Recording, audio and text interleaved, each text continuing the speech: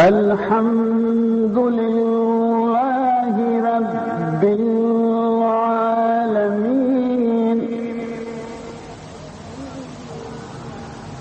الرحمن الرحيم. And today, in grieving and mourning for Imam Hussain alayhi salam, whom on this day they killed without even giving him water. And hence your great affliction that such an event should have taken place when all day he was telling them, I am the grandson of the Prophet. I am indeed the one who has brought faith to you that you live up to. I am the one who has shown you the route to heaven. But look at the way they treated him. Not only did they massacre all his family, they ultimately killed him too.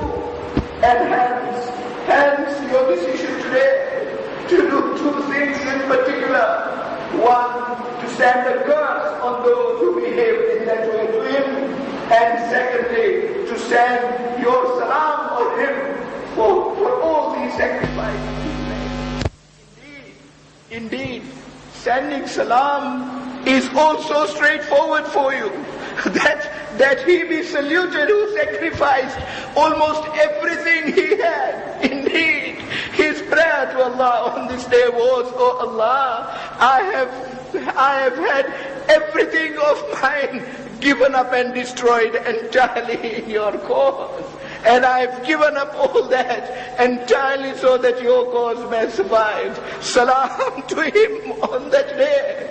And indeed, we did so according to the teaching of the fifth Imam alayhi salam in that procedure known as Amal Ashura, in which he has exactly taught how the salam be recited, of all the salutations, of all the salams on Imam Hussain alayhi salam that are authentically known. Then apart from Ziyarat-e-Warith, the other one that is authentically brought down to us is Ziyarat-e-Ashura. Indeed, maybe even more authentic than Ziyarat-e-Warith because we get it from two A'immah. Ziyarat-e-Ashura, first of all, was taught to us by the fifth Imam alayhi salam, Imam Baqir alayhi salam, taught by him to Alqama bin Muhammad Khadrami on one of their visits on the day of Ashura to Karbala. He taught Alqama how that ziyarat should be recited, how the salam should be recited, how the curse should be recited, and that dua which till today is known as Dua Alqama. But then Safwan chanced to be with the sixth Imam in Karbala and in Najaf, and sixth Imam taught Safwan exactly that procedure which the fifth Imam has taught. Hence, the procedure that you adopted, Imam Amal Ashura, today is authenticated by two Ma'asums alayhim as-salam. And it is in that ziyarah that the curse has been taught, starting with the words, Allahumma al'anahu wa la zalimin zalama haqqa Muhammadin wa ali Muhammad. That particular curse was taught by the fifth Imam, reconfirmed by the sixth Imam alayhi salam. And would you not have wanted to curse those people anyway? But I wish to take a few of your minutes this evening. I know it is not an evening for discussions. Your minds are not set for reflecting on anything, but a short reflection on just a short point, and I come back on Masaib and finish this long day you have had since morning, grieving on Imam Hussain alayhi salam. The youth of today asks, why curse? He understands the salam very easily. He says, indeed, we salute the Imam. We salute him for everything he did, even giving up the 6-month child. But why curse those people? I say, were they not wicked people? What more evil people can you find on earth than them? They say yes, but it is gentlemanly to salute the Imam. It is not gentlemanly to curse other people. But the point in issue is not that. It is not a question of gentleness. It is a question of dividing truth from falsehood. Once we know that a certain action is hideous, certain action is heinous, that action needs to be condemned. Because if society were to sit back, if the society were to shy away from such condemnation, from such la'na, you only perpetuate wrong in this world. Whilst we want to salute those whose actions we admire, those whose behavior we find laudable, those whom we want to emulate in their paths towards Allah, we likewise want to say, we need to say that those who killed them, those who behaved in the way they did, must be condemned. Tyrants and oppressors love inflicting injury. By nature they are sadists, and our youths know this better because of what prevails in the world today. By nature they are sadists. Therefore they derive pleasure in inflicting pain on innocent people, regardless of their innocence, regardless of their status. If the religion of Allah can be mutilated by these oppressors, in the way Yazid did on the day of Ashura, with his cronies, Amr ibn Sa'd and the rest of the commanders, then the question is, what set of morals will remain safe in this world? What set of ethics will survive the wickedness of these tyrants and oppressors? How then does one deal with oppressors? They have the machinery of power in their hands. They have the right to oppress any civilian who is innocent. How then does that gentle civilian, the gentleman of the civilian, arrest such misbehavior, such misconduct on the part of the oppressors? Or shall we give them a free hand to behave as they like? Society cannot accept that attitude. Society cannot accept that these oppressors and tyrants should go unarrested. They should go unheeded. They should go unpunished. Or least of all, that they should even go uncriticized. Society, therefore, in its positive aspect, not the negative aspect, but in its positive aspect, to ensure that civility prevails, that criminal action is stopped. Yet, without power physically to stop it, society has this method whereby it condemns its rulers, it condemns those who undertake oppression, so that oppression dies in this world, so that other people do not come forward and inflict oppression in the same way on other set of humanity. If Hitler were not to be condemned today, many a Hitler would survive. But many a leader today, whatever they in fact are doing, once called a Hitler, resent it and deny that allegation, resist that allegation at all costs, because it is that public condemnation, it is that badge on them of Hitlerism which they would want to evade.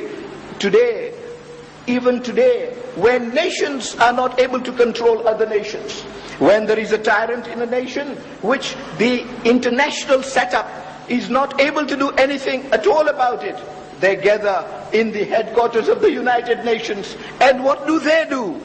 Let us see what the civilized man of this century does. They get together and condemn that nation.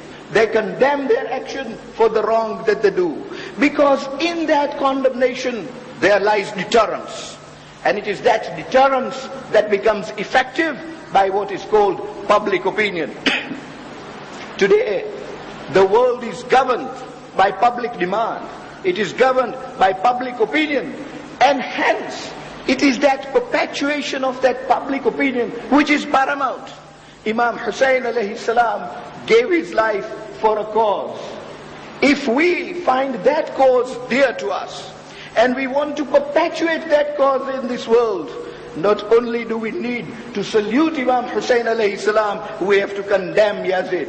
And the way to condemn him is to continue to ask Allah to put curse on him, so that those who want to act in the path of Yazid, the way he behaved, know that posterity may pray for curse on him. He will know that if the public does not have the machinery to arrest him and to resist him, at least the public has that inner conscience. And when that inner conscience complains to Providence of those injustices and those misdeeds, providence will then take its course and the tyrant will see the effect of his actions, as indeed Yazid did. Yazid did not survive more than 3 years. Imam Hussein is being born till today. But Yazid did not go after those 3 years. The curses on him remain till today. But I say to the youth, that this teaching about cursing Yazid has come from a ma'soom. And that too has not only come from that infallibility of an apostle of Allah, of a successor of an apostle of Allah. That teaching has come from divinity itself. Always we say, we proceed by way of logic, and logic demands that such acts be condemned. What can we do 14 centuries later to ensure that it is not repeated, other than pray for curse on Yazid? Logic demands it, as I have demonstrated, but Quran says exactly that. Over and over again, Quran says Allah Himself curses the wicked. Of course, there is a difference between misbehavior and wickedness. We are not talking of small misdemeanors. We are talking of such hideous and heinous acts performed in public, outrageously, in complete disregard of any norms of civilization. Like, for example, Yazid dealing in that way with the holy family of the Holy Prophet. Are we to sit back, fold our arms, and stomach it, sustain it? No, we must be able to condemn it, to ensure that Islam survives the way Imam Hussein alayhi salam wanted it to survive, that his cause prevails forever. And likewise, when people have been guilty of that kind of wickedness, Allah Himself has imposed a curse on him. The first example of that, the very first example of that was when man was just created. When Adam was just created, and Allah said to all the malaika that when I blow ruh in it, وَنَفَخْتُ فِيهِ مِنْ رُوحِي فَقَعُوا لَهُ سَاجِدِينَ, all of you prostrate before Him, and all of them did. فَسَجَدَ مَلَائِكَةَ كُلُّهُمْ أَجْمَعِينَ إِلَّا إِبْلِيسَ, but Iblis didn't. That was a flagrant disobedience of Allah, right in the presence of divinity, metaphorically speaking. And hence Allah asks him, Ya Iblis, ma mana'aka an tasjuda lima khalaqtu biyadayya. What stopped you, O Iblis? What stopped you from bowing down to that which I have created with my 2 hands? Of course, this is metaphorical. Allah does not have hands. What He means is that He created by His own order. What stopped you? Istakbara wa kana min al-kafirin. He became proud. Allah asks him, Astakbarta am kunta min al-aalin. Have you become proud, so proud as to dare disobey me? Or do you think you belong amongst the exalted ones? His answer was, Ana khayrun minhu. He decides better, ma'azullah, than subhanallah himself. He says, I am superior to Adam. Khalaqtani min narin wa khalaqtahu min teen. You have created me from fire. You have created him from clay. But you can see this audacity of putting forward that kind of logic in the very presence and audience of divinity itself. Immediately order is issued, فَخْرُجْ مِنْهَا إِنَّكَ رَجِيمٌ. Get out from here. Get out of my sight altogether. You are an outcast. إِنَّكَ رَجِيمٌ وَإِنَّا عَلَيْكَ لَعْنَتِي إِلَى يَوْمِ الدِّينِ. And Allah says, on you is my curse to the day of judgment. So the first act of such disobedience was meted out with a curse by Allah. Would you say the conduct of Yazid was any less than that of Iblis in challenging the authority of Allah, in challenging and not only killing but massacring the whole household of that prophet whom Allah had sent as his last prophet? But then I have been told before but that was in respect of the devil. True, Allah has even ordered curse in respect of humans Again, Surah Al-Fath, for example, he says, يُعَذِّبُ الْمُنَافِقِينَ وَالْمُنَافِقَاتِ وَالْمُشْرِكِينَ وَالْمُشْرِكَاتِ الظَّانُّونَ بِاللَّهِ ظَنَّ السَّوْءِ عَلَيْهِمْ دَائِرَةُ السَّوْءِ وَغَضِبَ اللَّهُ عَلَيْهِمْ وَلَعَنَهُمْ وَأَعَدَّ لَهُمْ جَهَنَّمَ وَسَاءَتْ مَصِيرًا. He says those hypocrites, men and women, al-munafiquna wal-munafiqat, both men and women. Likewise, the mushrikeen, the idol worshippers, the polytheists, male and female. Those on him, those who harbor ill thoughts about Allah, ظَانُّونَ بِاللَّهِ ظَنَّ السَّوْءِ. These are the two groups, the munafiqeen and the mushrikeen, who harbor ill thoughts about Allah. Allah says, these are the people on whom rotate evil. So you can see the extent of the people, the extent of the wickedness that Allah is talking about. The wickedness rotates on them. إِلَيْهِمْ دَاعِرَةُ السُّوءِ وَغَضِبَ اللَّهُ عَلَيْهِمْ. And the wrath of Allah is on him. وَلَعْنَهُمْ. And the curse of Allah is on him. And He has prepared أَعَدَّ لَهُمْ جَهَنَّمَ. He has prepared fire for him. And what an evil way to end a journey. وَسَاءَتْ مَصِيرًا, Allah says.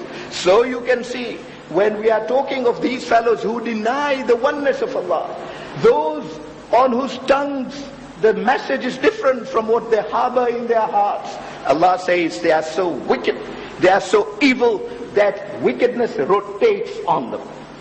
They are the foundation of all wickedness. And for such people, not only is there the wrath of Allah and punishment, but there is the curse of Allah ceaselessly.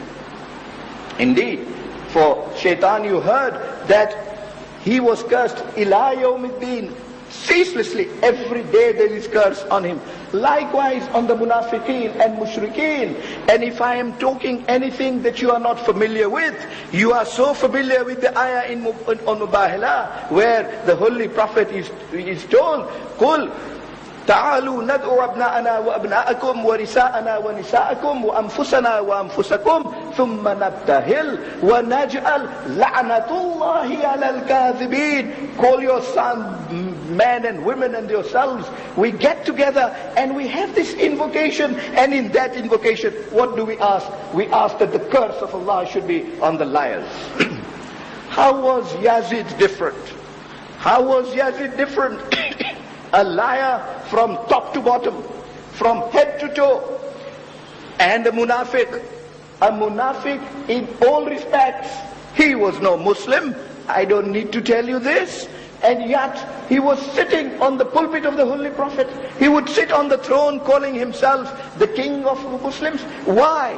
Only because Syria was then part of the Muslim Commonwealth. To stick to his throne, he had to call himself a Muslim. And so he declared himself a Muslim. A munafiq inside out, and a mushrik in totality. Proof of which, from his own tongue, when the Ahlul Bayt were in his court in Damascus, and the son of Imam Hussein alayhi salam comes in.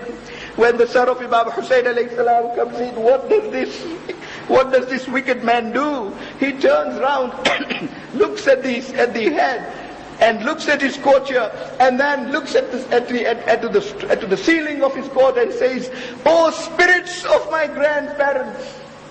He is calling the spirits of Utbah and Shayba and Walid, whom Hamza and Imam Ali alayhi salam had killed in the battle of Badr. These were the first set of mushrikeen who came out to fight the Holy Prophet, to fight Imam Ali alayhi salam and the entire Muslim army of 313 people. This was the first category. They came out and challenged the Muslims. This is when Hamza came out. This is when Ali came out, and they all fought them.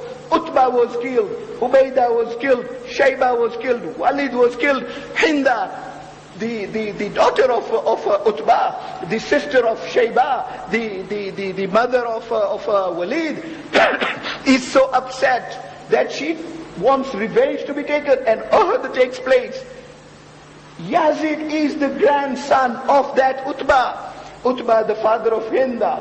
Hinda, the wife of Muawiyah, the wife of Abu Sufyan, who was the father of Muawiyah, whose son was Yazid, direct lineage to those people.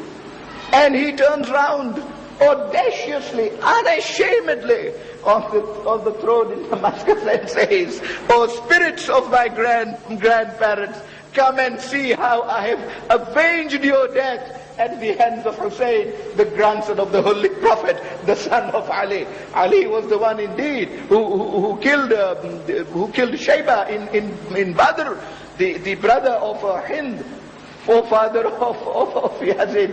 Public declaration that this action in Karbala, indeed the people themselves in Karbala said this to Imam Hussein alayhi salam, that Imam Hussein alayhi salam asked them, "For what wrong are you killing me? Have I made that halal which the Prophet made haram? Have I permitted that which he prohibited? Have I prohibited that which he permitted?" They turned around and said, "Hussein, you didn't do that. We are killing you because your father killed our forefathers in Badr and Hunayn and Uhud." This was what Karbala was all about. Hence, if the revenge of Mushrikeen is being taken by those in Karbala, particularly by Yazid, their boss, then indeed it is a fight by Mushrikeen. And if it is a fight by Mushrikeen, Surah Fath that I recited, verse number 8, clearly says that there is la'na on them, because on them evil rotates, wickedness rotates on the basis, on the axis of these Munafiqeen and Mushrikeen. And Yazid was an embodiment of them all. A mushrik in all sense, as I said, a munafiq, as I said, kafir, as I said, and indeed a liar from top to bottom. If curse does not become eligible on him, on whomever will curse be eligible, indeed that is our tabarra. That is our tabarra, that we do not only proclaim what is good, we also condemn what is evil. But wow, how, I ask the youth, would we fail to curse? How would we fail to condemn those who killed Shahzad Ali Asghar, a 6-month-old child? And even after killing Imam Hussein alayhi salam, they do not remain contented. They get horses on both sides of his body, and an order is issued that horses should trample on the body of Imam Hussein alayhi salam. When could we stomach that without cursing these enemies of Allah? But even then, as you heard from Maulana, they do not cease there. They go and burn up the tents of Imam Hussein alayhi salam. Hamid ibn Muslim also reports that in that incident, a most pitisome episode takes place. Shimr, may Allah's curse ever continue and increase on him. Shimr goes into the tent in which Bibi Sakina was. This is the beloved daughter of Imam Hussein.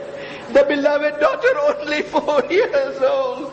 And he starts plundering the tent. He sees 2 earrings in the earlobes of Sakina. And all that Shimr does is, he forcefully goes and plucks the 2 earrings out, only for the sake of 2 earrings. Would you not curse him for this? Only for those 2 earrings, he plucks the earlobes of this 4-year daughter. Blood starts oozing from her ears. What does this noble girl do? She turns around and says, "Oh Shimr, if only you had told me you wanted these earrings. If only you had told me this, I would have taken them out and handed them over to you. Why did you have to do this?" And she starts running towards Najaf. When she starts running towards Najaf, Hamid ibn Muslim says, "I saw fire catching on her garment. I ran after her only to extinguish the fire. She sees back, there is a man, and says, 'Oh Sheikh, why are you running after us? Look at the nobility of this girl.' She says, 'Oh Sheikh, we are Ahlul Bayt al-Nubuwah. No man touches us ever. Keep away from him.' Hamid says, 'Oh dear noble lady, my aim is not to touch you at all. My aim is to extinguish the fire.' Hamid says, 'I didn't dare touch him. I took earth from the ground and I start pouring earth onto her garment so that the fire is extinguished. When the fire was extinguished, I asked her, tell me, noble lady, who are you? And she says, oh Shaykh, I am Sakina, the daughter of Imam Hussain alayhi salam. And Hamid says, Sakina, where are you running to? Which way are you going? She says, oh Shaykh, do me one favor, show me the way to Najaf. Show me the way to Najaf. I will go to Najaf and complain to my grandfather. I'll complain to him that they killed my father. They have torn him into pieces. They have killed my 6-month brother. They have killed my brother. You know that.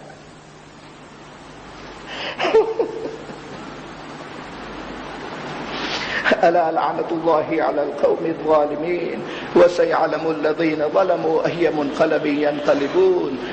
رحم الله من يقرأ الفاتحة.